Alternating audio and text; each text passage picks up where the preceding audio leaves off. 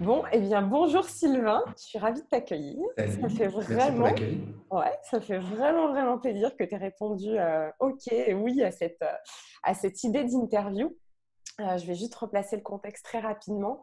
Et puis on disait juste avant, moi je trouve que le milieu de l'entrepreneuriat, c'est vraiment un milieu qui soulève pas mal de questions. Et l'idée de cette interview, c'est aussi de partager des parcours inspirants avec des personnes inspirantes dont tu fais partie pour moi, parce que je te suis depuis un moment, notamment sur LinkedIn, tout ça. Puis tout ce que tu as fait, c'est juste top. D'ailleurs, je vous invite, pour ceux qui vont regarder la vidéo, à aller voir ce que Sylvain a fait, même si on en a parlé, peut-être plus en détail, on va en parler peut-être plus en détail. Donc, voilà. J'ai envie de dire, beau parcours d'entrepreneur. Et puis, je vais te laisser te présenter. Donc, vas-y, je t'en prie. Bonjour à tous, enchanté, Sylvain, c'est moi. J'espère être moins méchant en vrai que sur LinkedIn. Ne vous inquiétez pas si vous me voyez troller ou si vous me voyez désagréable. Généralement, je prends mon téléphone un lendemain de soirée un peu arrosée et je vide tout mon venin et dans les toilettes et sur mon téléphone. Donc, c'est normal qu'il y ait parfois des bêtises. Euh, je suis tombé dans la marmite de l'entrepreneuriat beaucoup par défi, pour une jolie femme aussi par défi, parce que je cherchais à lui plaire. Et par envie, je ne pensais pas créer si jeune. J'ai dû lancer ma première boîte à 20 ans dans des bijoux pour cheveux. Mm. Euh, j'ai appris plein de choses. J'ai voyagé à travers le monde. J'ai du salariat incroyable. C'était une aventure folle. Sauf que ça s'est fini au tribunal avec des procès et des dettes. Mm. J'appelle pas ça un jeu. Ça fait partie de l'aventure entrepreneuriale. Il n'y a pas que des succès. On parle beaucoup des succès et c'est ceux qu'on aime mettre en avant. Euh, mais réussir dans l'entrepreneuriat, c'est presque exceptionnel, dans le sens où le marché ne vous attend pas, n'a pas besoin de vous, fait autrement et vous imposer en tant que nouvelle marque, en tant que nouvelle offre, en tant que nouveau produit. C'est très long, très compliqué et il n'y a pas de recette miracle. J'essaie de vous partager un peu euh, ce qui a fait que ma boîte d'après a plutôt marché. Pour autant, je sais que ce n'est pas reproductible. Alors que si vous refaites les mêmes erreurs que dans la première boîte, vous êtes à peu près sûr de vous planter. Mais aujourd'hui, avec le recul, je ne sais pas comment j'aurais pu réussir cette première boîte non plus. Parce que c'est un mélange de chance, de rencontres, d'opportunités, d'alignement de planètes, de momentum, qui fait qu'on ne maîtrise pas tout. On a beau bosser beaucoup, effectivement, le succès, généralement, se rapproche des gens qui travaillent beaucoup, mais je travaillais déjà beaucoup et je me suis bien planté comme une merde. Donc voilà, ça c'était la première boîte. Ouais. Et on en Euh, parlera d'ailleurs. On en parlera, j'ai des questions Ça m'a là-dessus. beaucoup construit, je pense, ce qui fait que je suis parti dans une deuxième aventure beaucoup plus simple, avec un business plan de 3 pages, que j'ai commencé à apprécier la vente et l'argent. D'ailleurs, c'était un des gros défauts de ma première boîte. Je n'ai pas assez cherché l'argent, perso et pro. Ouais. Ce qui fait que du coup, je ne vendais pas assez cher, que ce n'était pas mon but. Aujourd'hui, ce n'est pas mon but premier, quoique pour avoir une boîte où on se sent super bien, où les gens sont bien payés, où ils ont des super ordi, où on peut leur donner un peu plus de vacances que les autres salariés, où on peut investir si demain on trouve une tech qui nous fait marrer, qu'on veut tester, il faut gagner de l'argent. Et en fait, pour être heureux, alors c'est bizarre, on dit que l'argent ne rend pas heureux. Nous, notre boîte, elle est heureuse parce qu'elle gagne de l'argent aussi, et tout le monde le comprend. Après, il y a une logique de redistribution. Si la boîte gagne, on redistribue presque 50% du résultat de la boîte aux salariés en prime, puisqu'ils Super. représentent des grosses primes tous les ans. De façon très communiste, où c'est pas à la gueule, c'est sous forme d'intéressement, donc tout le monde touche. Ouais. Tous ceux qui ont travaillé pendant l'année touchent quelque chose, et ça représente depuis 5 ans, entre 3 et 5 mois de salaire en plus. Mais pas garanti, parce qu'en cas de pépin, ni la boîte gagne, ni les salariés. Mais voilà, ils savent que on n'est pas que les patrons ne sont pas les seuls à s'enrichir, qu'en plus on ne s'est jamais versé de dividendes, que cet argent est réinvesti dans la boîte, ce qui fait qu'on a pu passer aussi les crises du Covid sans trop de soucis, parce qu'on avait la trésorerie Ouais. depuis 10 ans qu'on Ah, avait super. gardé. Les gens nous ont dit qu'on était tarés de la garder, que c'était con d'avoir autant d'argent sur le compte, mais finalement, on était bien content de l'avoir pendant ces périodes un peu de vache maigre. Du coup, voilà, l'argent est devenu un sujet, et la vente aussi, où j'ai appris à vendre, j'ai appris à aimer ça, à prendre ça comme un jeu, à adorer séduire mon client et le retourner de non, je ne vais pas bosser avec toi, en fait, c'est peut-être pas cool. Sauf que je suis resté très feignant au fond de moi et que mon rêve, c'était que les femmes me draguent, enfin que les clients me draguent, pardon. Parce que je Au trouve qu'il y moins, a tu es beaucoup de honnête. non, mais je trouve qu'il y a beaucoup de parallèles avec la séduction. Ouais, J'adore séduire une femme si je vois qu'elle me dit non dans sa posture. Si ok. je sens que je peux y aller et que c'est déjà pré-gagné, ça me fait moins marrer. Je parle en partie séduction, je parle. Enfin, et un client, c'est un peu pareil. Si je sais que c'est gagné d'avance, je suis un peu moins, ça me fait un peu moins Ouais. marrer en fait. Le Pour autant, challenge, c'est mon rêve. ouais, le challenge n'est pas tout le temps là. C'est intéressant, je rebondis juste sur ce que tu dis par rapport au lien avec l'argent. Et ça, c'est quelque chose qu'on retrouve beaucoup chez beaucoup d'entrepreneurs. Alors, je ne sais pas, peut-être que c'est la vision que j'en ai et de ceux que j'accompagne et puis de ma vision aussi personnelle. C'est qu'au départ, en fait, on se lance un petit peu comme ça. Puis à un moment donné, on voit que ben, l'argent a un vrai impact et qu'on en a besoin pour peut-être aussi emmener sa vision de l'entreprise ou son entreprise là où on veut aller. Et que je remarque que beaucoup, ils placent ça un peu au second degré où en fait ils se disent ouais, je ne veux pas faire ça pour gagner de l'argent, alors qu'en fait, et tu as raison, l'argent ne fait pas le bonheur, mais je pense que ça y contribue. Et il faut être De toute façon, une totalement boîte ne tourne honnête. pas sans argent, hein. Donc, Mais bien sûr, la passion ne nourrit pas votre boîte et vous mais aurez bien beau. sûr. Enfin, moi, je me suis nourri de passion, de Oh, fun pendant 6 ans, ouais, mais au final, la boîte s'est plantée. ouais. Puis on reviendra justement sur ces expériences-là, tu nous en diras plus, tout ça. Moi, la première question que j'avais envie de te poser, Vas-y. et on va développer, c'est un peu challenge, mais ton parcours en 5 mots, c'est quoi? Beaucoup de défis. Ouais, Donc, le premier défi. mot serait défi. Ouais, D'innovation. J'ai besoin de faire quelque chose qui est nouveau, qui n'est pas trop connu ou qui provoque ou qui irrite. J'adore les irritants. J'adore de lancer un truc. Et plus on me dit non, plus j'ai envie de le faire, hein. Ça, c'est un peu bizarre, mais ouais, après, il y a un sujet d'équipe. Je ne suis pas solo entrepreneur, je ne sais pas travailler seul, je déteste ça. J'aime m'entourer de gens qui me font grandir ou que je fais grandir. Et je suis le plus fier du monde quand ces anciens collaborateurs créent des boîtes, partent. Mais je fais tout pour qu'ils restent, hein, ouais. mais partent pour faire un autre projet, pour faire autre chose. Mais c'est ça, c'est très important pour moi parce que c'est aussi une nourriture. Mm, Euh, Il y a une grosse partie passion. J'ai besoin d'aimer mon projet, j'ai besoin d'en être fier. ouais, Le matin, quand je me lève, parce qu'il y a des nuits qui sont courtes, il y a des moments de doute. Mais si je suis fier de ce que je fais, c'est ça qui me fait tenir. Et enfin, cinquième, il y a l'argent. On va remettre ce mot-là parce que je sais qu'on ok. n'en parle pas, que c'est pas à la mode en France et qu'il ne faut pas parler d'argent et que c'est mal. Mais c'est quand même un moteur. Moi, je suis parti de chez mes parents un peu jeune. J'avais zéro de côté, j'ai toujours pas grand-chose de côté, mais c'est un sujet pour moi j'ai pas de chômage, j'ai très peu de retraite en tant que dirigeant, vous devez le savoir si c'est pour ceux qui sont dirigeants. Ouais, Mais voilà, j'ai ce besoin de me dire que je crée quelque chose qui est une assurance en cas de gros pépin. ouais, ok. Super, merci.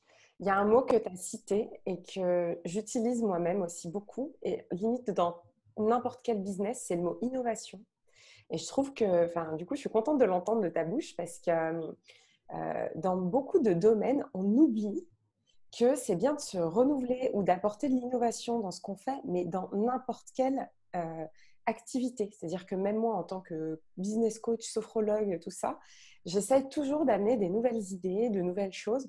Euh, Comment tu le fais, ça? Comment tu le puises? Alors, je te rejoins aussi sur le fait de travailler en équipe. Moi, même si je suis solo entrepreneur, mais je travaille quand même beaucoup, beaucoup en collectif.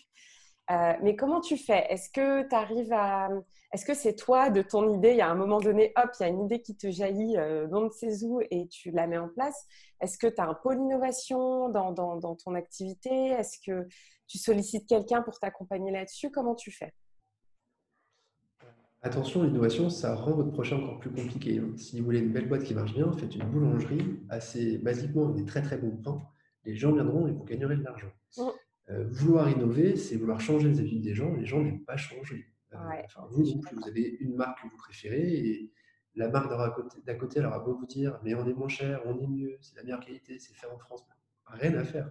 Vous êtes avec Levi's et vous acheterez que du Levi's. Ouais, Donc attention à l'innovation. Après moi, c'est ce qui me plaît, c'est le côté défi, c'est oui, vous préférez Levi's, mais j'aimerais bien vous faire acheter mon jean 1883, je crois que c'est la marque française, ouais. qui fait des choses magnifiques, et C'est de ça, ouais. vous faire déplacer votre champ d'action, votre champ d'achat vers quelque chose de neuf. Et c'est ça qui m'éclate dans l'innovation. Après, c'est vraiment plus long, plus compliqué, plus cher. Donc attention à ça. Ouais. Et non, jamais eu de cellule d'innovation. Moi, je suis très curieux, très geek, très zapper. Je fais beaucoup de veille sur LinkedIn, beaucoup sur Twitter et je teste beaucoup de choses. Donc, j'ai lancé du coup 5-6 boîtes en 17 ans, 18 ans. Mm. J'en ai testé 30. Donc après, il y en a beaucoup qui ne sont jamais allés au bout parce que j'ai besoin, d'un miroir. J'ai quelques potes complètement tarés et qui sont sans langue de bois vis-à-vis de moi. Et notamment sur ma compagne, hein, qui me casse pas mal quand j'ai des idées complètement folles. Mm. Et qui me dit non, mais tu es complètement à côté de la plaque et tu délires complet. Et j'ai besoin d'entendre ça aussi parfois pour retourner sur Terre parce que je m'enflamme vite. Après, j'en parle facilement. J'ai peu peur de parler de mes idées parce que une idée, de toute façon, il n'y a rien de concret dedans, c'est l'exécution qui fera la différence et c'est comment vous le faites. Donc, pour tester auprès d'acteurs du marché, voir quel est le ressenti, ce qu'ils en pensent. Après, je vais tenter de faire des MVP, ce qu'on appelle Minimum Viable Product, ou Ouais. de lancer un test, voir ce que ça donne. Et parfois, j'ai aussi appris ça un peu dans La semaine des 4 heures. Alors, c'est un bouquin à la fois que je vous recommande et auquel je vous dis de faire attention, parce qu'il est complètement flippant, mais où le gars lance des produits sur, à l'époque, eBay. Aujourd'hui, on pourrait faire ça sur Facebook ou sur Amazon, en précommande, et seulement s'il y a un certain nombre de commandes, il fabrique vraiment le produit.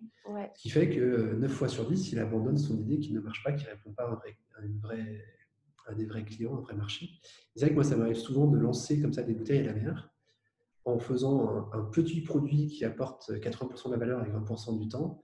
Et en fonction des retours et de ce que ça donne, bah, j'y passe du temps ou pas.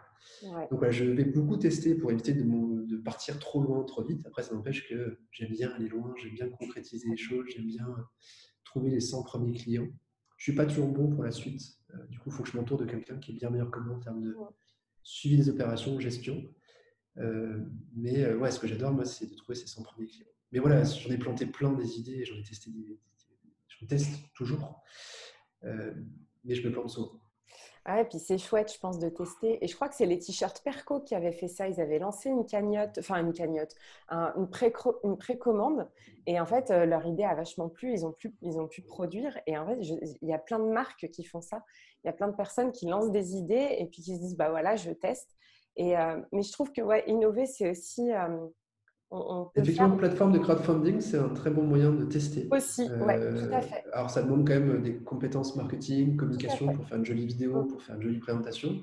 Mais vous avez tout à fait le droit de dire à la fin, bon, bah, j'ai pas assez de précommande ou ça n'a pas suscité l'engouement que j'imaginais, donc je ne vais pas au bout. Donc, vous ne touchez pas l'argent. Et l'argent est remboursé aux gens qui croyaient en vous quand même. Mais au moins, ça vous permet de tester plein de choses. C'est une très bonne méthode pour faire une levée de fonds sans risque ou pour tester un marché. Et j'aimais bien aussi quand tu disais que tu as tes amis qui sont sans langue de bois, etc. Et moi, j'ai demandé aux miens aussi des fois d'être garde-fous, c'est-à-dire de leur demander est-ce que là, vous me reconnaissez toujours ou est-ce que d'avoir une sorte de garde-fou comme ça. Je trouve que c'est assez intéressant au lieu des fois, bah oui, l'innovation, ça peut être casse-gueule, d'avoir une idée, d'y aller, de se dire ouais, j'y vais, j'y vais. Bah, c'est aussi bien de s'entourer de mentors, ou de personnes voilà, qui ont une vision peut-être différente. Donc ça c'est chouette. Et Ouais. Ok. débloquez-vous par rapport à l'argent. N'hésitez pas à faire payer avant que votre service existe, en étant convaincu que vous allez le sortir et en étant honnête si ça ne sort pas de rembourser les gens. Ouais.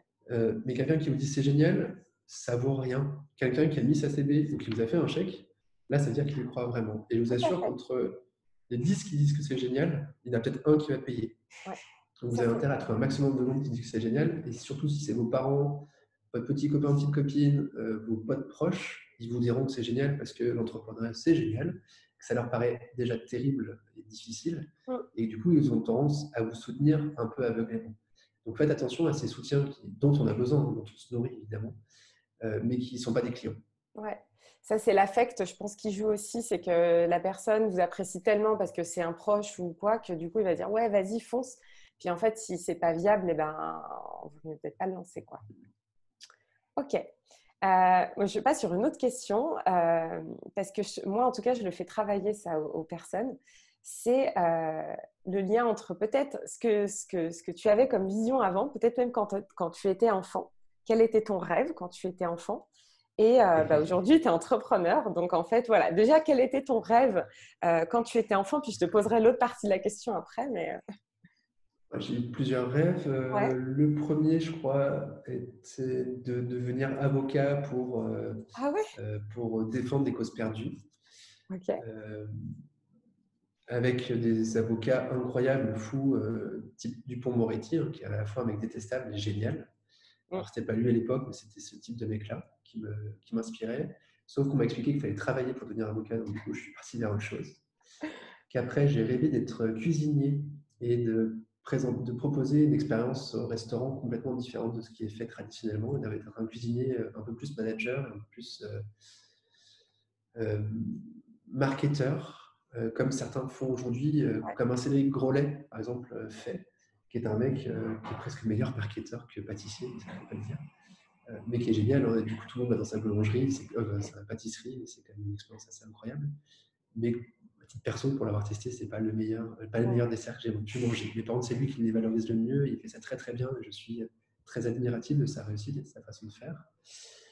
Et enfin, une fois tous ces rêves passés, parce que tous ces rêves, il fallait travailler en fait. Du coup, je suis parti vers le marketing et le commerce, on m'a dit que c'était un peu plus facile, ce qui était peut-être pas faux. Je rêvais de faire un peu comme Bernard Tapie. Je suis fan de l'OM, alors je sais, je suis à Lyon, mais je suis né en 82 et quand j'avais 10 ans, il n'y avait qu'une équipe en Europe, c'était Marseille. Bah Et je ouais. suis resté amoureux de Marseille, quels que soient les sujets, quels que soient les dérapages et quelles que soient les affaires. Et je me suis pas mal documenté sur ce mec qui a une puissance oratoire hallucinante. C'est un des gars les meilleurs en face à face. Et c'est comme lui qui a foutu une branlée à l'UPEN à l'époque. C'était génial, bravo à lui. Il faudrait d'autres gars comme ça qui sachent répondre à des émos ou à des Marion Maréchal. Mm. Euh, deux, il a quand même réussi à monter un empire assez incroyable au niveau business. Trois, il a fait un club de foot. Ouais, c'est un mec qui me faisait rêver sur sa façon de faire, même si c'était pas toujours un saint, évidemment. Mais quand je suis rentré en école de commerce, j'avais cité ce gars-là en disant qu'un jour, j'aimerais créer ma boîte. Je pensais le faire après une première expérience d'une dizaine d'années pour me faire la main. Bon, ça s'est fait en première année d'école, donc du coup, j'ai fait un parcours un peu particulier. Mais je ne regrette pas. Et voilà les rêves d'enfant que j'ai pu avoir. Ok. Ouais. Bernard Tapie, c'est marrant. Je trouve que c'est une personnalité, un commercial, un orateur, comme tu le dis, qui est juste fantastique. C'est fou. Enfin, et moi, je trouve que c'est quelqu'un ouais, qui inspirait le fait de monter un empire, de pouvoir, enfin voilà, que c'était possible de Et en monter partant de un rien, empire. Et en partant de rien, c'est ce que j'allais dire. c'était pas une grande famille, enfin, en partant de C'est ce rien, il que y avait quand même j'allais dire. un peu de sous au début, mais c'est un self-made man, et j'aimais bien cette image du Tout gars à fait.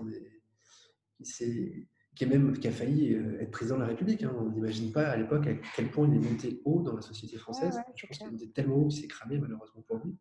Mais c'est magnifique ce qu'il a fait, avec un mec qui a des idées. Après, on est d'accord, pas d'accord, mais il a des idées, On est d'accord.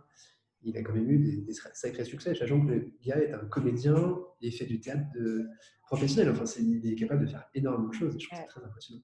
ouais, c'est ça. Ça fait partie des couteaux suisses où tu peux les retrouver un peu n'importe où, mais et Et ça qui fonctionne. excelle dans plein de Et ça disciplines et qui fonctionne. sait Mm. changer un peu les choses. Et Ouais, qui a peur de rien. J'aimais tout bien à son fait. côté. Peur de rien, j'essaye tout. Ouais. Du coup, bah voilà, de ton rêve d'enfant, bah du coup, qu'est-ce qui a fait que tu as choisi la voie de l'entrepreneuriat? Est-ce que c'était pour un peu suivre les traces de Bernard Tapie? Mais là, je comprends un peu que c'est ça. Mais qu'est-ce qui t'a poussé enfin, parce que ça a commencé très tôt. Tu t'es dirigé vers des études de commerce, tout ça. Enfin voilà, tu vas nous expliquer. Mais euh, comment ça s'est fait cette voie-là, elle est venue à toi? Tu as voulu, tu as cherché, tu as été curieux, tu t'es dit, ah, je vais essayer. C'était comment? Euh, j'ai appris à être vite autonome, à bosser les étés pour gagner ma vie, pour pouvoir monter mes propres trucs, pour choisir mes propres vacances, faire ce que je veux, Ouais, sans que mes parents interviennent particulièrement. Ou en tout cas sans avoir demandé d'argent, de leur demander d'argent, parce que ça me plaisait, que j'avais je besoin de vois faire des bien. choses, que concrètement apprendre. Ouais, mais je vois bien, je C'est sais plus un pas. moyen d'apprendre au début. Euh, Aussi, c'était de me faire remarquer par mon papa. On a tous des histoires particulières dans nos familles. Moi, je voulais que mon papa me remarque et m'estime. C'était un des moyens que j'imaginais pour qu'il soit fier de moi. Euh, Après, ça a été un défi. Ah, il y avait marrant de ces deux choses. Très honnêtement, il y avait aussi un peu la peur de partir à l'international. Je n'ai jamais été très très fort en langue. Parce que j'allais pas en cours beaucoup en fait. Hein, c'est bizarre, j'ai fait une grande école de commerce, mais j'étais très absent à l'école parce que j'adorais apprendre, mais j'aimais pas comment on m'enseignait. Et on nous demandait de trouver un stage international. Moi, je suis issu d'une classe moyenne, pas particulièrement de réseau international, et en plus, je ne comptais pas m'aider. Et que j'ai pas voulu prendre les petits boulots qu'on me proposait qui me semblaient pas passionnants. On me Ouais. proposait et sans réseau, bah, c'était pas évident. Et donc, il y avait ce côté, bah, je peux soit créer ma boîte, soit partir à l'international. Donc, il y avait un côté presque plus facile de créer ma boîte. Ouais. Aussi, j'ai été sélectionné parmi les 12 meilleurs projets à l'école, parce que c'était un projet virtuel au début, les bijoux pour cheveux. J'ai fini 10 ou 11e sur 12, on n'est pas d'accord avec le prof, mais en gros, j'ai fini dans les 3 derniers. Ok. Euh, donc, un petit côté de défi, il n'y croit pas, et moi, je leur ai montré que ça peut marcher. En plus de ça, une très jolie femme dans le jury qui était venue me voir en disant Sylvain, tes bijoux sont moches, ton équipe, elle tient pas la route, mais j'adore ton concept. Et si tu veux aller plus loin, je t'invite à dîner à Paris. Moi, j'ai entendu, je t'invite à dîner à Paris, il fallait que je trouve autre chose pour lui plaire. Valérie, merci, c'est grâce à toi que je me suis lancé dans l'entrepreneuriat. Super. Euh, et des gens incroyables qui m'ont aidé, qui m'ont soutenu, qui m'ont aidé à fabriquer ce bijou qui était techniquement très compliqué. En fait, je n'imaginais pas dans quelle galère j'allais me lancer. Et heureusement, je n'imaginais pas, parce que de toute façon, c'était complètement con d'y aller. Mais c'était génial. Donc voilà, donc c'est plein de petites choses et envie de faire mes propres preuves, aussi envie d'apprendre mes propres erreurs. Il y a une autre expérience, si on a encore 2 minutes, je peux te raconter. J'ai Vas-y, fait vas-y. cuisinier à Malte. À l'époque, Malte ne faisait pas partie de l'Union européenne, Oui. mais je voulais apprendre l'anglais au soleil. Moi, je suis revenu en parlant anglais, en roulant les R et en prononçant te à la place de th. Donc, par exemple, la boss me dit tu restes combien de temps? Je lui dis 3 months. Elle me dit what? 3 months? Je lui montre 3, elle fait ah, 3 months. Voilà, donc je suis revenu avec cet accent-là. Mais c'est beaucoup plus facile à prononcer, finalement, on prononce tout. Voilà, donc je suis parti faire pisto à Malte et 2 choses m'ont marqué à vie. Un, on était payé en fonction de notre nationalité. Donc les plus payés, c'était des Maltais, devant les Français et Italiens, parce qu'ils étaient censés savoir cuisiner, devant le reste de l'Europe et devant les Libyens. Et Ouais. les Libyens n'avaient pas le droit de toucher à la nourriture à part un mec qui était là depuis longtemps. Parce que, avec des mots très orduriers pour les qualifier. Euh, et vraiment ultra choquant parce que j'avais 2 copains, un serbe et un roumain, qui étaient ultra diplômés. Donc, enfin, le roumain, lui, était avocat et le serbe, il était cuistot, sauf qu'il n'a pas le droit d'émigrer en Europe parce que le Serbie ne faisait pas partie de l'Europe à l'époque. Mm. Et les gars, sans eux, la cuisine ne tournait pas. C'est les seuls à savoir faire les pâtes et le pain. Ok. Et pour autant, les mecs étaient moins bien payés que moi de l'heure parce que moi, j'étais français. Et en plus, moi, j'avais le droit de voyager et pas eux. Et eux, ils étaient illégaux et si on les trouvait, on les renvoyait dans leur pays. Et du coup, la chance que j'avais d'être français, et 2, que le salaire devait être un peu plus au mérite et pas en fonction de la couleur de peau, pas en fonction de la nationalité et pas en fonction de ce qu'on me proposait là-bas. Ouais, bien sûr. Et la deuxième chose, c'est les pourboires. Un truc que je ne comprends toujours pas. On s'arrachait en cuisine, il faisait super chaud, il n'y avait pas la clim, on bossait 7 heures, on était payé 6. Et à la fin, les pourboires ne partaient que dans la poche des serveurs. Et pour moi, quand je donne un pourboire à un serveur, c'est un, parce que c'était bien servi avec le sourire, et 2, parce que c'était bon et chaud. Et le 2, bon et chaud, ils y sont pour rien. C'est Ouais. nous, putain, en cuisine, qui galérons. Ouais. Et que j'aurais trouvé une normale qui est un petit peu partagée avec les cuisines pour nous remercier de ce taf qu'on faisait comme durement derrière. Et la chef me dit, mais t'as 18 ans, ferme ta gueule, c'est pas toi qui es le chef ici. Ouais. Et elle n'avait pas tort. Sauf que ces 2 expériences m'ont donné envie d'entreprendre différemment, de manager différemment, de voir si un autre modèle était possible, que ce modèle très pyramidal dont on parlait beaucoup il y a 20 ans, qui est en train un peu de changer, j'espère. Donc voilà, c'est de faire mes propres preuves, mes propres erreurs managériales aussi, mais en tout cas, ça m'a beaucoup marqué sur me dire je ne veux pas travailler dans des boîtes comme ça après, parce que sinon je n'y plairais pas, Mm. et que je vais insulter quelqu'un ou tuer ma boss, et que j'arriverai pas à la fermer de toute façon. Donc, autant que je fasse moi-même et voir si ça peut marcher ou pas et que je montre. Mon rêve, c'est d'écrire voilà, comme on a fait nous et peut-être que c'est reproductible. Ouais. Et j'entends dans tout ce que tu dis là l'aspect de liberté, quoi. L'aspect de, bah voilà, j'étais dans mes cuisines, il y avait tout un tas de différences entre moi, mes collègues, mes copains, tout ça.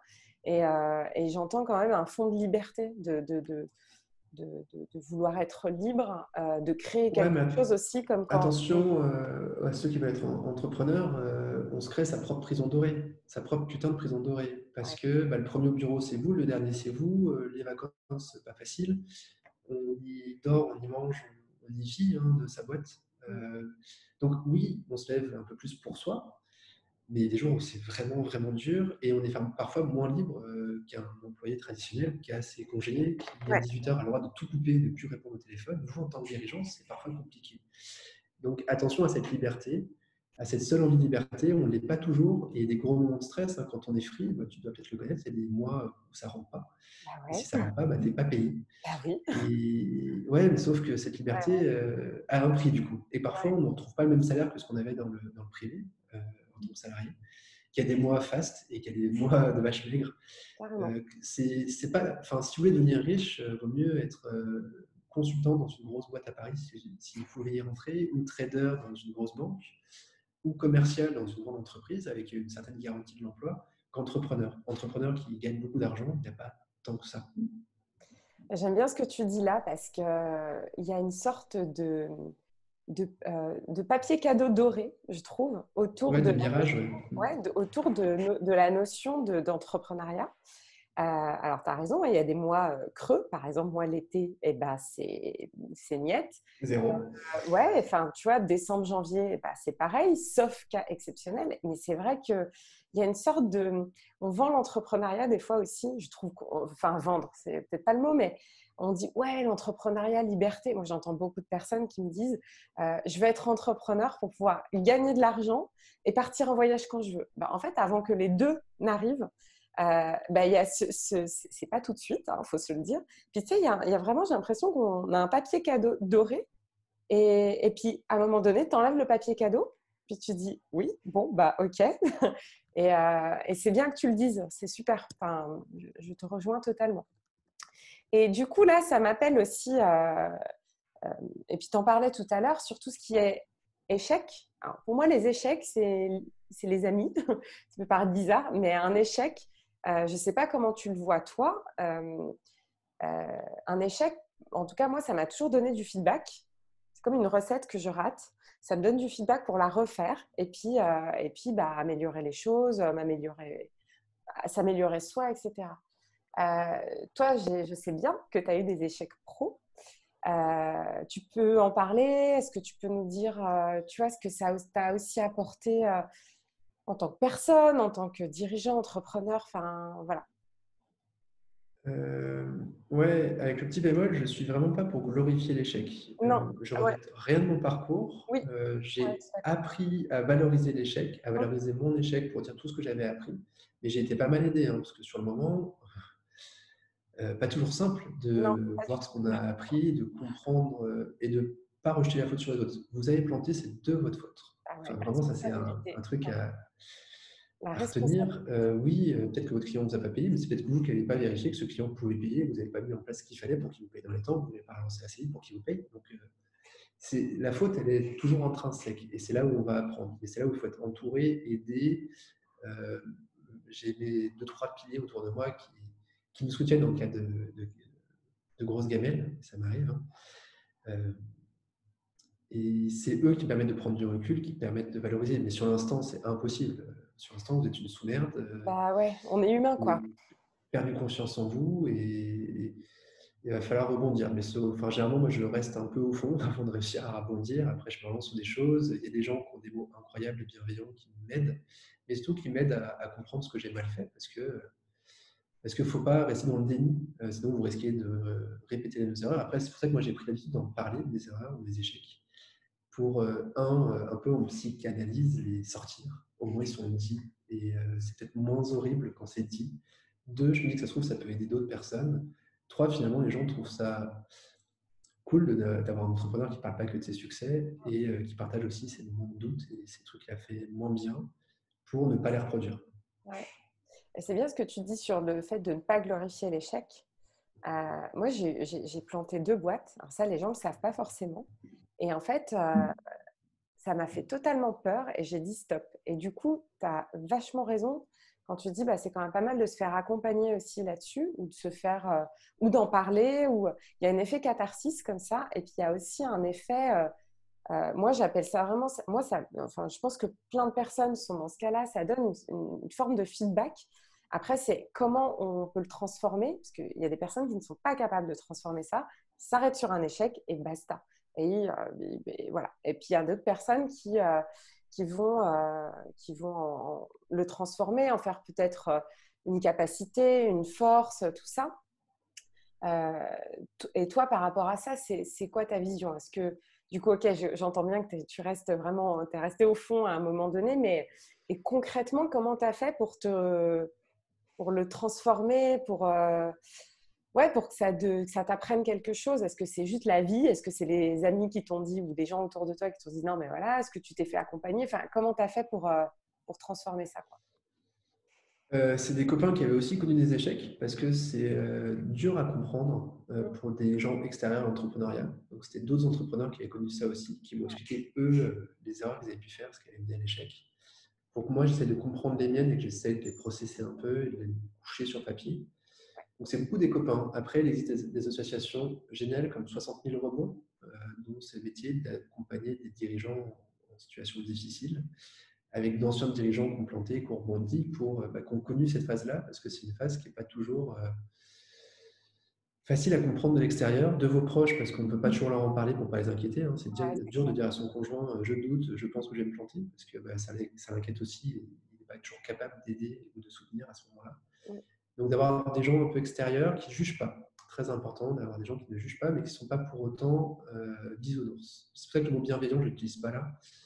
Qui sont capables de dire ouais, mais regarde, Sylvain, à ce moment-là, tu as peut-être pris un mauvais choix, fait une mauvaise décision, ou tu n'étais plus la bonne personne pour faire les choses, ou tu t'es trop dispersé. Et du coup, c'est ce franc-parler qui était honnête et non pour m'enfoncer, qui était plutôt pour me faire prendre conscience des choses et pour m'aider à progresser, qui a été indispensable. Et vraiment, moi, le fait de d'écrire tout ça, nous, j'ai écrit un bouquin là-dessus, sur les 100 conseils pour couler sa boîte, parce que je sais Ouais. bien comment planter une boîte, je sais bien comment on l'a réussi. Et que si vous suivez un de mes 100 conseils, vous êtes après sûr de planter la vôtre aussi. Ouais, d'ailleurs, c'est un super bouquin. Enfin, on en reparlera peut-être à la fin, ouais, et ça revient à ce truc, enfin, ce qu'on disait avant, il y a il y a une sorte d'illusion qui peut être présente, alors que bah oui, l'échec, c'est là. Et tu sais, quand on nous dit c'est pas grave, bah ça, on peut nous le dire et puis on peut ne pas comprendre.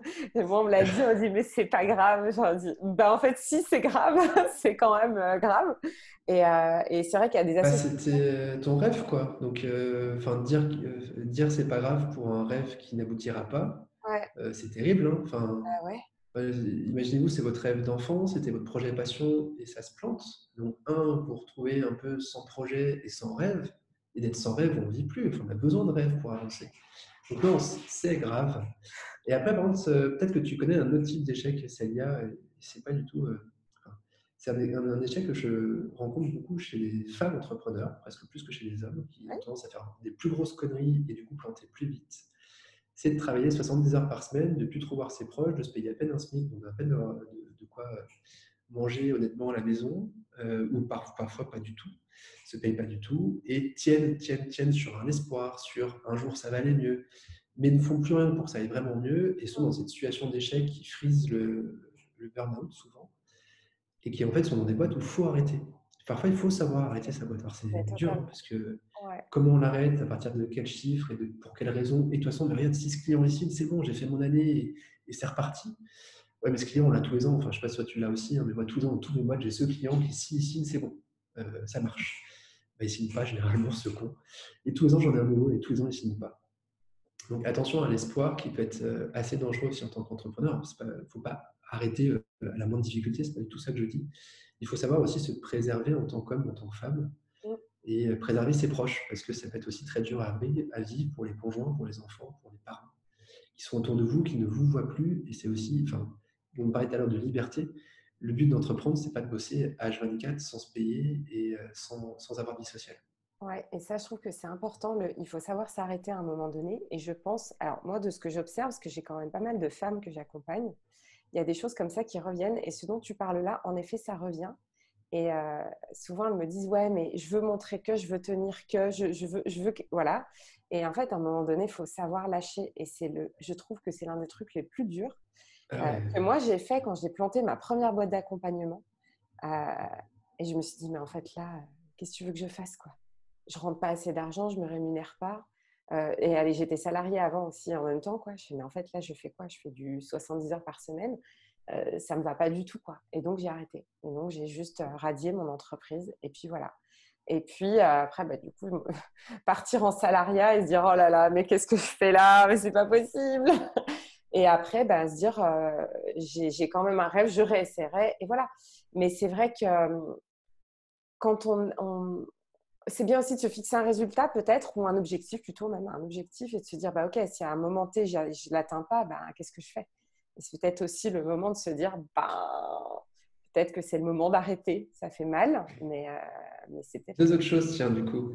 Ouais, ouais. Pour info, si vous vous sentez en difficulté, n'attendez pas d'être en cessation de paiement pour dire que vous êtes en difficulté. Les juges du tribunal de commerce sont des gens plutôt sympas, sont d'anciens entrepreneurs pour la plupart. Mm. Donc, ils comprennent bien vos problématiques et si vous allez les voir en anticipant, ils sont très à l'écoute et il y a plein de dispositifs pour vous aider à rebondir si vous pensez qu'un rebond est possible dans votre boîte. Donc, franchement, on ne l'apprend pas à l'école, on ne le lit nulle part. Il y a des procédures de sauvegarde, des mandats ad hoc, il y a plein de choses pour que votre boîte traverse la tempête et ressorte derrière. Mais ça, il faut juste l'anticiper. Si vous allez le voir le jour où il n'y a plus de sous sur votre compte, il n'y a plus rien à faire. Bah, merci de Et, le partager, ouais. et deuxième chose, par rapport à ce que tu dis, moi je fais attention, c'est un copain qui m'a appris ça, à suivre les 3 F. Sachant que le rêve, c'est arrivé au 4e. Les 3 F, c'est fun, fric et foi. Fun, bah, faut s'éclater au boulot. Il faut aimer son job. Fric, il faut gagner sa vie. Et foi, il faut y croire et être fier de ce qu'on fait. On peut durer en n'ayant que 2 des 3 F. Vous pouvez vous éclater et y croire et être fier de ce que vous faites. Bon, vous ne gagnez pas encore d'argent, ça arrivera peut-être un jour. Le but, c'est d'arriver à être 3e. Vous pouvez vous éclater, gagner votre vie, pas trop croire en ce que vous faites parce que c'est pas une boîte géniale, mais vous gagnez votre vie, vous éclatez avec vos collègues, ça tient. Et vous pouvez enfin y croire à fond et gagner votre vie, mais pas vraiment vous éclater parce que votre boss est un connard, mais en même temps, ce que vous faites, c'est quand même bien. Toutes ces situations, on tient avec 2 F. Et en tant qu'entrepreneur, c'est pareil. Le problème, c'est quand on perd un deuxième F, Ah, qu'il bah, ne reste plus qu'un, que ce soit l'argent, le fun ou la foi, on ne tient plus. Et c'est pas tout de s'éclater au boulot le matin. Si vous ne croyez plus vraiment de projet et que vous ne gagnez pas de votre vie, vous arrêterez malheureusement, enfin, ou heureusement peut-être pour vous. Le rêve est en arrivé au 4e F, donc vous allez voir déjà les 3, hein, c'est pas facile, hein. S'éclater, d'y croire et gagner la vie. Le rêve, c'est freedom, d'avoir un peu plus de temps pour soi, de pouvoir un peu déconnecter, de pouvoir un peu aménager ses horaires pour dire bah, je ne fais plus qu'un 9h, 18h, 18h05, je ferme mon ordi. Et je connais voilà, ma compagne fait ça dans sa boîte, hein, elle dirige une boîte de 18 personnes. À 18h30, elle ferme l'ordi, elle ne rouvre pas avant le lendemain matin 9h, que ce soit un client qui appelle, que ce soit un fournisseur. Il n'y a que les salariés, s'ils appellent, auxquels elle répondra. Mais non, après, c'est sa vie perso. Elle est ultra efficace au boulot, mais elle encadre ce temps pour garder du temps à elle. Alors peut-être qu'elle gagne un peu moins d'argent que si elle bossait 20 heures par jour. Hein. Mais encore, je ne suis pas sûr qu'elle soit plus heureuse et que la boîte ne plante pas à la fin parce qu'elle ouais, elle c'est ferait un clair. burn-out. Mm. Elle a su, je pense, elle a presque touché le 4e F, ce qui n'est pas encore mon cas. Je l'ai rarement trouvé, ce 4e F. Mais voilà, le rêve, c'est d'arriver à ce temps un peu de liberté où vous pouvez aussi lâcher votre boîte pendant 3 semaines, partir en vacances à l'autre bout du monde sans être joignable et savoir que vos collègues, vos associés, vos collaborateurs feront tourner la boutique et qu'il n'y aura pas de soucis. Ça, c'est l'optimum pour moi d'entrepreneuriat. Ouais, mais c'est tellement important ce que tu dis là. Enfin, merci de ces partages parce que, tu vois, en plus, là, quand on parlait, je me disais, ah, tiens, t'en es Et où? comme j'en ai combien, moi? Et tu vois, enfin, après, je pense que ça demande un investissement de départ qui est fou, quoi. Et pas qu'en argent, je parle pas de ça hein, spécialement là, maintenant, mais tu vois, moi, j'arrive à partir un mois tous les ans à l'autre bout du monde à couper. Ben, en fait, ça, avant, dans mes autres expériences, je l'avais pas du tout. Et là, de ce que tu dis, c'est juste génial parce que ça donne aussi des repères, entre guillemets, de se dire, OK, bah, j'en suis où, quoi. C'est peut-être les marquer quelque part et de se dire, OK, de se rappeler ou de se les remettre un peu en face de soi de temps en temps parce que sinon, on peut aussi vite aller vite dans un mur et se cracher, mais à plein niveau. Et aussi au niveau émotionnel, financier, personnel. Et super aussi que tu aies partagé les dispositifs là, du tribunal de commerce. Moi, j'étais dans le juridique avant. Et en effet, il y a plein de choses qui existent. Et ça, on n'en parle jamais. En fait, on a l'impression que ça marche. Et puis un jour, bam, ça s'écroule. Puis bah, en gros, tu déposes le bilan ou tu as une liquidation judiciaire. Et puis bah, voilà. Et je trouve que c'est encore plus émotionnellement, c'est étouffant, quoi. Tu vois, c'est enfermant. Je rêverais d'écrire un bouquin sur le sujet, mais je sais qu'ils ne vendraient pas. Donc pour l'instant, je me retiens. parce qu'on ne veut pas entendre qu'on peut échouer quand on crée sa boîte. Et du coup, de dire, voilà tous les dispositifs qui peuvent vous aider à moins échouer ou à rebondir dans votre propre boîte. Sauf que, un peu comme mon bouquin sur le pacte d'associés, qui tenait vraiment beaucoup à cœur, je vous en parle juste après, Ouais. bah, il n'a pas trop marché. Il ne marche qu'auprès de gens qui se sont déjà associés, qui sont déjà plantés. Ah ouais. Que les néo-entrepreneurs, les néo-associés ne veulent pas entendre que l'association peut mal se passer. Ouais. Pour autant, c'est une des 3 causes d'échec des jeunes entreprises, c'est les disputes entre associés, les mésententes, et elles peuvent venir de choses toutes bêtes comme de choses importantes qu'on ne traite pas parce que quand on crée sa boîte, on a 3 à 24 mois d'euphorie, de c'est génial, on apprend tout, il y a plein de choses. Après arrive une phase un peu plus rationnelle, en plus où les environnements de chacun interviennent aussi un peu. La boîte ne marche pas aussi vite que prévu et on n'a plus le chômage et on ne peut pas se payer. Alors, il y en a un, c'est pas trop grave parce que son conjoint, sa conjointe gagne sa vie, l'autre non. Du coup, ça crée des différences. 2, ça marche beaucoup plus vite que prévu et ça peut aussi créer des différences entre les deux. 3, finalement, bah, le métier a un peu changé hein, parce qu'on a beau vouloir. On sait qu'on part d'un point A et on va aller à un point B, sauf qu'on est passé par un A prime prime qui n'est pas du tout ce qu'on voulait faire. Et du coup, il y en a deux qui disent moi, je ne me retrouve pas, moi, je voulais travailler avec des salariés, on n'est que deux, ça ne me fait pas marrer. Ou on fait complètement d'autres métiers que celui que j'imaginais. Et les sujets de dispute, mais tu parlais des vacances, tu vois, j'ai vu des copains s'entretuer à cause de ça. En tant que dirigeant, on a à la fois autant de vacances qu'on veut, comme on n'a pas. On n'a pas de congés payés en tant que dirigeant. Pour autant, là, dans les 2 copains auxquels je pense, il y en a un qui était en couple et qui dit moi, si je ne prends pas mes 6 semaines de vacances avec ma compagne, elle divorce parce que déjà, on ne se voit pas beaucoup, je passe mon temps à bosser, Ah j'ai ouais. besoin de ce temps-là avec elle. L'autre dit célibataire, ouais, enfin là, il faut bosser à fond, c'est le lancement de boîte, on ne peut pas prendre ces 6 semaines. Moi, je ne les prendrai pas. Et à la fin, le deuxième dit, bah, dans ce cas-là, ok, tu prends tes vacances, mais moi, je suis payé double pendant que tu n'es pas là. Ou toi, tu n'es pas payé pendant que tu n'es pas là. Ou si tu veux pas qu'on se paye différemment, dans ce cas, moi, j'ai le droit de faire autre chose pendant ces 6 semaines et de lancer une autre boîte de formation, d'activité de conseil ou autre chose. Alors, ça peut paraître un peu trash dit comme ça, et vous dites, bah non, c'est un enfant et le deuxième. Mais non, les deux ont raison, en fait. Si vous n'avez pas traité le sujet avant, que dans votre boîte, vous avez le droit de prendre en tant que dirigeant 4 semaines par an sans être joignable, ou 6 semaines en tout, donc 4 semaines d'un bloc, en fait, pour vous, ça paraît évident que créer votre boîte, c'est pour prendre ses 4 semaines de vacances. Pour l'autre, peut-être pas du tout. C'est pas dans Totalement. sa culture, pas dans son éducation. Et tous ces sujets, il faut les aborder tant que tout va bien. Autour d'une longue soirée, on se dit tout très honnêtement de pourquoi vous faites ça, où est-ce que vous voulez aller et comment vous voyez dans 3 ans. Est-ce que les frais, est-ce qu'on passe tous les restos perso dessus ou est-ce que non, les frais, c'est des vrais frais et des frais Ah ouais. professionnels. Tellement. Est-ce qu'on se paye des premières classes dans le train ou est-ce qu'on voyage en seconde parce que la boîte n'a pas d'argent. Est-ce qu'on se paye le dernier iPhone avec sa boîte.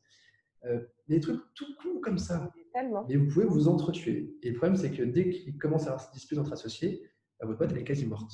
Ah ouais. Et du coup, c'est pour ça que j'avais écrit ce bouquin pour dire, bah voilà les 1000 questions à se poser et voilà les règles qu'on peut mettre en place, que j'avais fait avec un avocat, qu'on a reçu plein de félicitations, mais de gens qui s'étaient plantés à cause de leur association, qui ont dit, mais putain, en fait, maintenant, je sais ce qu'il faut que je fasse pour la prochaine boîte, mais que j'arrive pas à toucher ceux qui se lancent, parce que ceux qui se lancent ne veulent pas se poser ces questions-là, parce que tout est beau et tout va bien. Ouais. Et en fait, chacun a son prisme. On regarde la vie de manière différente. Et Euh, aucun des deux n'a raison, hein, ou et tort. ouais, Enfin, bah ouais, mais je suis d'accord avec toi en plus. Et c'est comme une personne qui va être associée avec quelqu'un, peut-être qu'à un moment donné, il va avoir un problème personnel qui va influer sur le pro sans, il va pas le dire en fait à son associé. Il va pas le exactement. dire en fait. Donc, du coup, alors ça rejoint, enfin ça rejoint en termes de pro, mais du coup, il y a le perso aussi qui existe. Et moi, je voulais te poser la question des échecs perso qui sont, je pense que c'est lié, on le disait tout à l'heure avant de commencer, pour moi, le pro et le perso, il est totalement lié quand on est entrepreneur, quand on lance une boîte. Vraiment, vraiment, on parlait du temps, notamment tout à l'heure sur voilà, vacances, pas vacances, qu'est-ce que je fais, à quelle heure je termine, vraiment. Tu vois, il y a tout un tas de choses. Quand est-ce que je regarde mes mails, jusqu'à quelle heure je m'autorise à répondre à mes mails ou pas. Du coup, échec perso, on n'est même pas obligé de mettre le mot échec, mais du coup, comment ça se passe pour toi? Comment ça s'est passé? Ouais, il y en a plein, hein. J'ai pas fait attention à moi, je suis monté à 100 kilos il y a 5 ans parce que j'ai pas vu venir. J'ai pris 3 kilos par an pendant 6 ans. Et du coup, à 33 ans, j'ai flippé quand j'ai vu 100 kilos sur la balance. Des trucs comme ça, parce que je faisais plus attention, que je mangeais beaucoup, que je picolais pas mal aussi, parce que c'est mon plaisir avec des potes. Donc c'était aussi l'arrêt du sport, parce que comme j'étais gros, je ne pouvais plus faire sport, et qu'en plus je me blessais à chaque fois que je faisais du sport. Donc ça peut être un échec. Enfin, c'était un échec. J'ai pas énormément de temps pour ma famille, parce que j'ai quelques potes entrepreneurs, que je vis ma boîte, que j'ai ma famille très très proche, ma compagne et ma fille, et que j'ai moins de temps pour mon frère, pour mes parents, pour cette famille un tout petit peu plus éloignée. Euh, Après notre échec, j'ai failli me séparer avec ma chérie parce que moi je voulais pas d'enfant, ça me paraissait un peu trop compliqué à mettre en place, alors qu'on a chacun notre boîte, où c'est tous les deux très incertain, qu'au quotidien on passe beaucoup de temps dans notre boîte, même si on essaie de structurer ça, que je ne voyais pas comment on pouvait mettre un élément perturbateur au milieu, que ça me paraissait très dangereux et pour nous et pour nos vies pro. Ouais.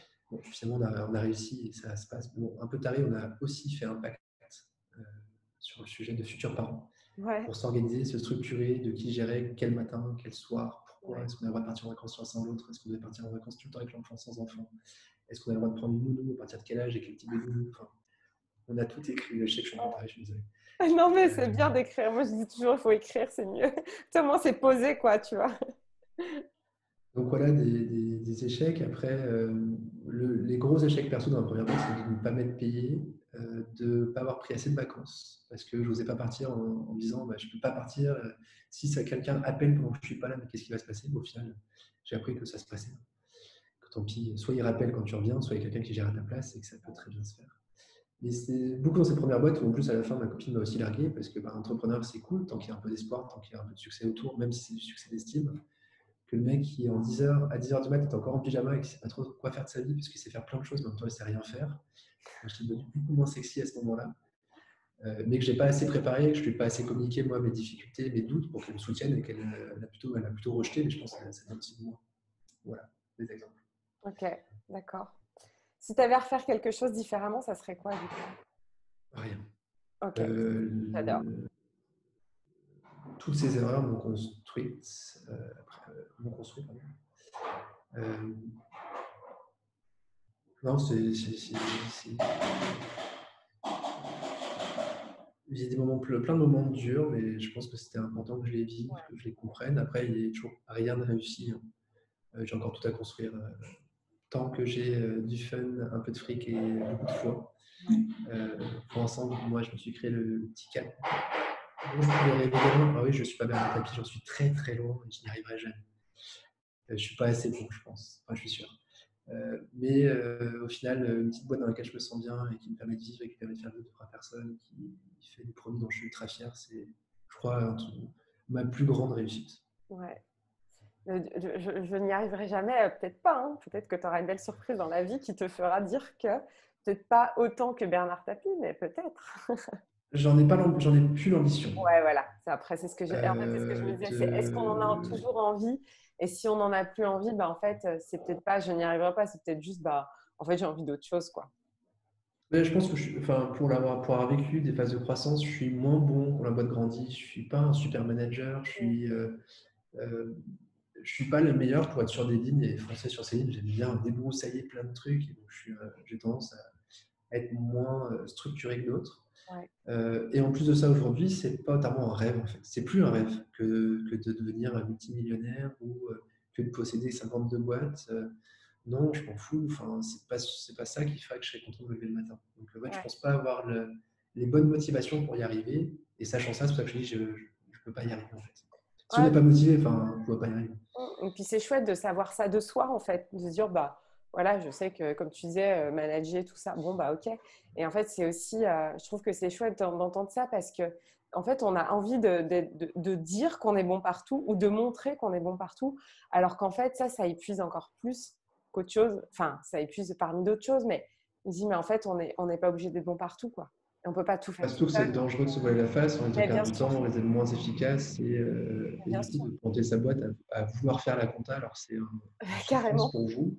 carrément. Et que si c'est une souffrance, ça veut dire que tous les sujets sur lesquels vous êtes très bon, bah, vous les faites moins parce que vous souffrez à faire un truc que vous n'aimez pas faire. Et à la fin, bah, tout se plante parce que, un, vous ne faites pas très bien votre compta et deux, vous ne faites pas très bien non plus le job sur lequel vous êtes super fort.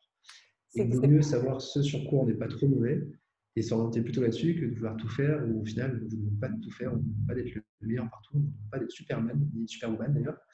On vous demande de bien faire un truc et de savoir bien vous entourer. Ça, je crois que c'est important. Ouais, carrément. Et de croire en votre folie, et d'aller le plus loin possible sur cette folie, tout en écoutant un peu les garde-fous dont j'ai parlé pour éviter de se prendre un énorme crash qui peut faire mal. Et puis, ça, c'est dingue parce que des personnes, quand elles se lancent, notamment, elles vont avoir justement une réflexion sur tout ce qui est investissement, argent, etc. Et moi, quand je leur dis, mais en fait, l'argent que tu mets là, tu investis en fait dans quelque chose qui va être du coup le temps. Et tu n'as peut-être pas cette compétence qui est, par exemple, quand tu parlais de compta, euh, c'est juste que c'est pas possible. On ne peut pas tout faire en fait. Et qu'il faut aussi des fois dépasser ses peurs pour se dire, OK, bah là, j'investis. OK, c'est de l'argent. OK, ça a un impact financier, émotionnel, peut-être sur l'avenir, etc. Mais en fait, bah, du coup, ça permet juste de focaliser sur là où on est bon, on a de la valeur ajoutée, et pas de se dire, bon, bah, ok, vas-y, je fais tout, je sais tout faire. Enfin, voilà quoi. Et d'ailleurs, Ça. ta plus grande peur en tant qu'entrepreneur, qu'est-ce qu'elle est ou qu'est-ce qu'elle a été peut-être, je sais pas. C'est juste pour faire le lien entre l'émotionnel et l'entrepreneuriat parce des fois on déconnecte ça aussi et en fait ça vient vraiment bouger des choses à l'intérieur. Ça vient même des fois bouger sur des choses qu'on n'imaginait pas. Et moi ça je le vois énormément. Et on oublie qu'il y a un côté émotionnel dans l'entrepreneuriat. Et quelle a été ta plus grande peur? Qu'est-ce qu'elle est? Alors, ma plus grande peur, c'est les moustiques. Ça n'a rien à voir. Ça me rend dingue parce que c'est la peur de ne pas dormir qui est une des plus grosses peurs. Ok. Si je ne dors pas, je deviens irritable et méchant. Euh, et ensuite, en entrepreneuriat, ça sera la peur de me décevoir ou la peur de ne pas faire, de pas être fier de moi à la fin. J'ai le droit de me planter, mais il faut que j'ai tout essayé et que je sois allé un peu au bout de moi aussi Ouais. pour me dire bah, ok, tu as tout fait, tu soit pas la bonne personne, soit pas au bon moment, soit pas avec la bonne offre, mais tu n'as rien à te reprocher. J'ai besoin d'être fier de moi à la fin.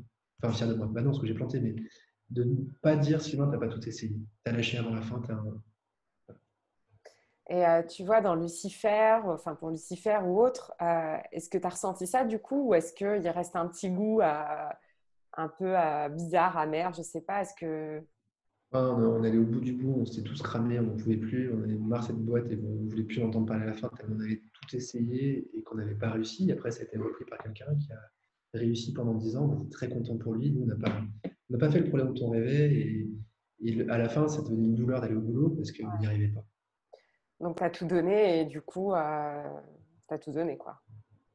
Ouais, presque une chance, c'est que du coup, j'ai eu un dégoût un peu de cette boîte-là. Enfin, c'est pas vrai parce que j'adore mes produits, j'adore mes anciens collaborateurs, mais du truc où merde, j'ai pas su faire quoi. Ouais. Et aujourd'hui encore, je n'ai pas les clés pour y arriver. Pas comme, pas avec mes contraintes perso, de choses que je voulais faire, et de ma façon d'aborder les choses. Aujourd'hui, je ne saurais pas plus faire cette boîte qu'il y a 15 ans. Ok. La chose la plus folle qui t'est arrivée dans ton parcours? Je te disais d'ailleurs en positif, bien sûr, parce que l'idée, c'est quand même d'impulser de l'énergie positive et de partager du positif aussi. Mais la chose la plus folle qui t'est arrivée dans ton parcours? Ouais, il y en a plein, hein, parce que c'est ça qui me fait avancer. Oh, tu peux en citer quelques-unes, hein. Un jour où j'ai vu une femme porter dans le métro mes bijoux, enfin dans le métro, une femme qui portait mes bijoux, une femme que je ne connaissais pas, qui était ni ma mère ni ma copine, donc quelqu'un qui avait acheté mes Ah produits. ouais. Et une fierté hallucinante. Ah Donc bah j'ai accéléré le pas pour les voir et elle est partie en courant parce qu'elle avait peur. mais mais c'était pour attendez, moi, madame. c'est un peu ça. Je ne vous fais pas de mal, je peux prendre Mais juste une photo. Elle a encore plus flippé. Mais voilà, je t'ai laissé. Il y a eu ça, il y a eu mon premier chèque de client qui était Etam France qui nous a envoyé un chèque de 30 000 euros. C'était pour moi une somme énormissime à l'époque, c'était incroyable. C'était notre bande dessinée. On a fait une BD avec un copain sur la création d'entreprise pour les collégiens qu'on a distribué à tous les collégiens en quatrième en Belgique, en Wallonie précisément. Et on a édité ça à 40 000 exemplaires, c'est-à-dire que tous les gamins d'une classe d'âge ont lu notre c'est génial. ouvrage. C'est fou, quoi. L'impact que Euh, tu as eu peut-être euh, sur... je sais pas, ouais. Bah, je sais pas, mais en tout cas, moi, Ouais, c'était. Et si, après, je me souviens d'un autre jour, hein, c'est le 25 février 2012, où notre vidéo Dessine-moi l'écho, parce que dans le cadre de la boîte d'après Lucifer, ouais. j'ai SIDO, c'est du conseil en pédagogie, on a fait des vidéos pour expliquer l'économie. Et on a envoyé ces vidéos à plein de magazines en espérant qu'un disent que ça l'intéressait. Ces vidéos, on les donne tous les mois à un magazine. Et on avait listé tous les magazines possibles et imaginables, Figaro, Challenge, Marianne, Alternative économique, blablabla, et Le Monde. C'était impossible. Le seul qui a répondu oui, c'est Le Monde. Ouais, Et le 25 février 2012 à 11h, on était en une du monde.fr, c'est notre vidéo. c'est fou. Et j'étais dans le train, je vais chialer, j'étais tellement fier de me dire, tiens, j'ai produit un truc qui est sur le monde.fr, qui est pour moi comme une référence, hein, qu'on aime, qu'on n'aime pas. C'est une sacrée référence en France comme journal. Et Carrément. de me dire, j'ai fait un truc bien. Voilà. Ouais, c'est chouette. Après, ouais, voilà, il y a plein mais même chez Lucifer, où j'ai été reçu par la direction des achats de Claire's, donc qui est une marque de produits, de bijoux fantasy, à Chicago, un peu en mode tapis rouge, où on était écrit sur les télés à l'entrée des salles de réunion. C'était bonjour Monsieur Tillon, le créateur français. Enfin, il y avait un côté cérémonial hallucinant. Je me suis senti important. Bon, pendant la discussion, ils m'ont dit qu'ils voulaient x8 de marge et que si je ne le faisais pas, ils allaient me copier en Chine. Mais ça n'empêche que Sympa, mais c'est pas mal. j'étais ultra flatté d'avoir été reçu comme ça, alors que j'étais un gamin de 22 ans qui débarquait aux US avec plein d'étoiles dans les yeux. Voilà, donc des expériences incroyables. On a des millions et des rencontres assez géniales au quotidien aussi. Ouais, c'est chouette. Et ouais, tout est possible, quoi, en fait, je pense aussi. Si on se donne Ouais, les c'est loin moyens, d'être simple. ouais, si on se donne les moyens, Faut si on avoir s'implique. une vraie capacité de résilience parce qu'on se Ouais, prend des coups. Parce que ah, ouais, je c'est vous dis, c'est clair. plus facile d'être salarié que d'être entrepreneur, je Ouais, bah, pense. c'est Enfin, sûr. après, j'ai jamais été salarié, donc je dis ça, je pourrais me taire aussi. Je sais pas. En tout cas, Oui, c'est plus moi, ça simple m'est d'être tombé. salarié. Je te le confirme. La satisfaction n'est pas la même, je trouve. Oui, certes. Après, voilà, moi, je sais pas pourquoi je suis là-dedans. Je sais que de toute façon, aujourd'hui, je suis fini pour le monde du salariat parce que je suis trop formaté par ces expériences entrepreneuriales ou une boîte très bizarre qui serait capable de m'accepter.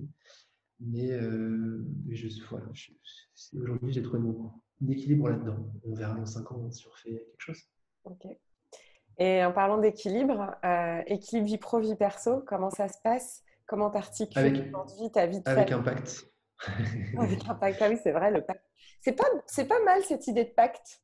T'as pas un Ah non, modèle, t'as pas un modèle à nous donner, un si, j'ai truc. aussi écrit un bouquin là-dessus qui s'appelle Le pacte des futurs parents, avec 2000 questions à se poser avec son Ouais, conjoint ou sa conjointe. génial. C'était génial. Je l'ai lu, je me dis, mais en fait, mais oui, mais en fait, tous les parents devraient faire ça, quoi. Enfin, en tout cas, Ouais, tous les alors parents. on a pris beaucoup de critiques en disant on ne peut pas écrire l'amour et on ne peut pas Ouais, rationaliser les ouais. choses. En fait, le truc, c'est que tous les soirs à 18h30, il va falloir quand même récupérer votre gamin à la crèche et lequel des deux le fait. Et moi, je ne voulais pas que ce soit qu'un des deux. Je voulais que le couple reste équilibré, qu'on garde des plaisirs à deux, des plaisirs à trois avec notre fille aussi. Mais de vérifier qu'on avait toujours envie de cette même route, hein, dans la même idée du pacte associé, est-ce qu'on veut bien aller au même point B? On sait qu'il va falloir zigzaguer, tout ne sera pas simple, mais si toi tu as envie d'aller à un point B là-bas et moi là, c'est con de se séparer une fois qu'on a fait un gosse, quoi. Carrément. Autant le savoir avant, et autant essayer de rapprocher ces points B en disant ok, on fait un peu des compromis, mais c'est plus facile à faire tant que l'enfant n'est pas là, tant que vous dormez un peu et tant que vous baisez encore. Parce qu'une fois qu'il est là, tous ces éléments seront changés. Oui, on est Et d'accord. potentiellement, les deux points auront encore plus de mal à se rapprocher une fois que l'élément perturbateur sera au milieu. Et je parle d'éléments perturbateurs, c'est pour provoquer, hein, c'est plein de plaisir, mais c'est quand même pour le couple quelque chose de pas facile. C'est quelque chose de complètement nouveau, un nouvel équilibre à imaginer et à créer. Et c'est pour ça que nous, on a essayé de l'imaginer un peu avant pour éviter de s'engueuler une fois que l'enfant était là. Donc c'est comme ça qu'on gère cet équilibre. Et pour l'instant, je croise des doigts, hein, parce qu'on ne sait pas de Ouais. quoi l'avenir sera fait, ça se passe pas trop mal. Cool, bah, tant mieux. Puis je te le souhaite encore pour plein d'années. C'est marrant parce que l'équilibre vie pro, vie perso, en fait, ça touche tout le monde, entrepreneur ou pas. Tu sais, il y a des fois des dirigeants ou des managers qui ont limite, enfin, ils sont salariés, on est d'accord, mais qui ont limite une vie comme un entrepreneur où ils bossent je ne sais pas combien de temps. Et l'équilibre vie pro, vie perso, je trouve que c'est hyper touchy, quoi. Déjà, équilibre, tu sens que ça peut partir d'un instant à l'autre dans tous les sens. Et je trouve que dans l'entrepreneuriat, et tout à l'heure tu parlais des femmes, mais moi je pense que ça touche aussi les hommes, c'est vraiment de se dire, mais attends, là, qu'est-ce que je fais, comment je fais? Et en fait, de prendre le temps aussi de poser les choses. Bah, là, c'était le pacte, par exemple, ou même dans un planning, de se poser, de se dire, OK, donc là, à tel moment, quel temps je me donne à moi, quel temps je donne à ma boîte, quel temps je donne à ma famille, à mon frère, ma meilleure amie, mon voyage, mon truc, mon week-end. Et en fait, ça, c'est fou, quoi. On se laisse vite déborder. Équilibre vie pro, vie perso, des fois, ça… Ouais, après, ça peut être là où l'accompagnement peut être intéressant aussi, hein. Moi, c'est l'échec qui a fait que j'ai beaucoup appris sur moi, sur qui j'étais, sur ce que je voulais être, où est-ce que je voulais aller et comment je voulais le faire. Et qui m'a permis de voir ce qui était essentiel pour moi et pas, et ce qui n'était pas. Ouais. Et du coup, je pense que ça a été un accélérateur d'apprentissage de moi-même, de perso, ce plantage. Et que c'est grâce à ça que du coup, je savais un peu ce que je voulais faire, ce que j'étais prêt à donner pour mon boulot ou pas, et dans quel cadre, avec qui, et compagnie. Ouais. Et du coup, la difficulté, c'est qu'on ne sait pas toujours, ou qu'on ne se pose pas toujours pour se dire, mais en fait, pourquoi je fais ça? Où est-ce que je veux aller? Et quel est mon projet de vie? Carrément. Quel est mon ikigai? Il y a des copains qui vont parler de ça, Ouais. c'est un outil assez marrant. Mm. Et si on se pose, si on prend ce temps-là, si quelqu'un nous accompagne, proche ou coach, ça permet parfois de se recentrer ou d'éviter la sortie de route en fait. Parce que la sortie de route, une fois qu'on est sorti, c'est compliqué d'y revenir. Et c'est là où on fait des crashs de burn-out ou de séparation, de divorce, de déprime, tout ça. Ce que je ne souhaite à personne. Ouais, moi non Mais plus. sachez que l'entrepreneuriat est un exhausteur d'emmerde. C'est un exhausteur de plaisir, mais c'est aussi un exhausteur d'emmerde. Ouais, je suis vraiment d'accord avec toi. Il y a tout un tas de choses auxquelles on ne pense pas, je pense, au départ. Tu vois, moi, là, ça va faire 6 ans. Très, très honnêtement, ça fait 2 ans que je me dis, non, mais on va arrêter de bosser de 7h à 1h du matin. Enfin, je vais arrêter de bosser de 7h à 1h du matin. Et tout ce qui va être vision, etc., je t'assure que pendant 4 ans, je m'en fichais totalement. Tout ce que je voulais faire, c'était justement le fun. Il y avait le fun et la foi, tu vois, en prenant tes 2 F. Le fric, pas du tout. Et freedom, pas du tout. Et c'est fou, quoi. Et ouais, moi, je dis ça, je les appelle les points de vigilance. Et pareil, moi, je les ai notés, mes points de vigilance, parce que je sais que je peux bosser énormément. Et je pense que les entrepreneurs, peut-être pas tous, hein, je n'aime pas les généralités, mais on peut bosser énormément, mais faut faire gaffe, quoi. À un moment donné, il ne faut pas non plus se cramer. Faut pas se cramer, surtout quand on a un enfant ou autre, quoi. Ok, dernière question. 3 tips concrets à communiquer à ceux qui veulent entreprendre. J'ai volontairement mis à ceux qui veulent entreprendre parce que je pense que ceux qui entreprennent déjà, c'est peut-être d'autres conseils. Mais moi, j'en vois de plus en plus qui veulent et qui se tournent vers l'entrepreneuriat, d'ailleurs de plus en plus jeunes. J'en accompagne aussi pas mal. Et ouais, 3 conseils que tu aurais pour eux. Définissez vos contraintes et ne vous lancez pas dans un projet qui ne correspond pas à vos contraintes. Et quand j'entends contraintes, c'est votre personnalité, votre vie familiale, vos envies et votre rêve. Partez pas notamment sur un projet de startup folle si votre truc c'est de rester bien à Lyon dans votre famille avec votre conjoint et votre enfant. Parce qu'une startup folle vous obligera à déménager à l'international très vite. Et du coup, ça ne vous ressemble peut-être pas. Et du coup, il y aura un paradoxe qui va se créer dans votre boîte et dans votre vie perso. Vous ne serez peut-être pas capable d'aller au bout de votre projet. Donc, essayez de bien vous connaître pour créer un projet à votre image et n'essayez pas de vous changer pour le projet. Parce que généralement, ça ne se passe pas bien. Parlez, entourez-vous, trouvez des gens de confiance qui peuvent comprendre, qui ne vous jugent pas, mais qui ne sont pas non plus trop bienveillants, qui ne vous séduisent pas quoi qu'il se passe, qui sont là pour vous dire les vraies choses, sans langue de bois. Et troisième, testez. Pas besoin de vous lancer, pas besoin de démissionner pour créer une boîte. Vous pouvez être auto-entrepreneur, vous avez même le droit de facturer sans entreprise. En fait. Le seul truc, c'est que si vous touchez l'argent, c'est de mettre sur un compte et pas y toucher et de créer la boîte dans les 6 mois. En gros, il y a une latence non écrite. Hein. Vous pouvez facturer avant d'avoir la boîte pendant près entre 3 et 6 mois. Et voilà, ne vous lancez pas corps et âme dans un projet, testez les choses et acceptez l'échec de ce petit projet sur lequel vous avez beaucoup misé pour partir sur autre chose qui vous ressemble plus et qui marchera mieux. Ne vous enfermez pas. Voilà, le petit conseil. Après, c'est génial, foncez, essayez. De toute façon, vous vous planterez, vous ferez vos propres erreurs. C'est pas parce que je vous dis qu'il ne faut pas faire quelque chose qu'il ne faut pas le faire. Parce que maintenant, je suis vieux. Je détestais les vieux qui donnaient des conseils d'ailleurs. Restez naïf, croyez en vous, essayez tout. Et plus on vous dit ça ne marchera pas, plus moi ça m'excite. Donc, carrément. Donc voilà. Non, non, gardez votre naïveté, il faut, parce que les projets les plus fous, personne n'y croyait au début, et ça ne devait pas marcher, et ça a quand même marché. Peut-être le vôtre. Après, juste protégez-vous, protégez votre famille. Mettez pas tout en jeu. Mm. Et essayer, c'est déjà faire.